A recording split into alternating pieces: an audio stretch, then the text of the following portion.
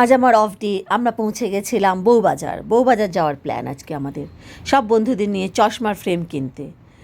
আমি ছোটোবেলা থেকেই চশমার ফ্রেম কম দামি কিনি আর বানাই লেন্স ভালো দামে দিয়ে দিই।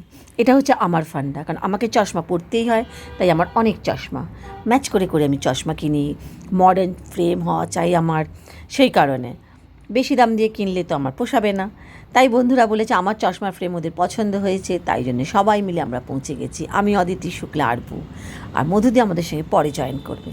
আমরা অনেক অনেক চশমা, মনে হচ্ছে হরিলুট চলছিল, চশমা কিনলাম। ওখানেই বানাতে দিয়ে আসা হলো, কারণ ওরা হোম ডেলিভারি করে। আরামবাগ থেকে খুব চশমা ভালো, তোমরাও যেতে পারো, ওখানে দেখতে পাবে, খুবই রিজনেবল। ছেলে দুটো ভীষণ ভালো।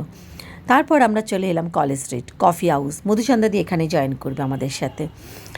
কফি হাউসের সব কিছুই এক। এই দেখো ইন্ডিয়ান পোস্ট বক্স, আজকাল তো দেখতেই পাই না। আর তারপরে কেউ চিঠিও দেয় না, কোনো প্রেমের চিঠিও আসে না, বন্ধুরাও কেউ চিঠি দেয় না।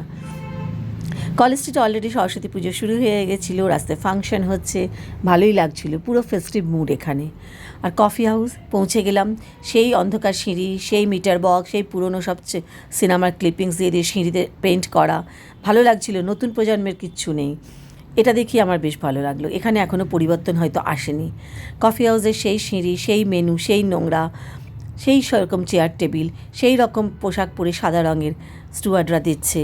আমাদের সবার নিরামিষ ছিল, তাই আমরা চলে গেলাম প্রথমে কফিতে, আর হচ্ছে বাটার টোস্ট। আর কফি আমি নিলাম ফিউশন ব্ল্যাক স্ট্রং কফি। বয়স হয়তো আমাদের বেড়েছে, মনটা কিন্তু একই রকম আছে, তাই মজাটাও একই রকম হলো।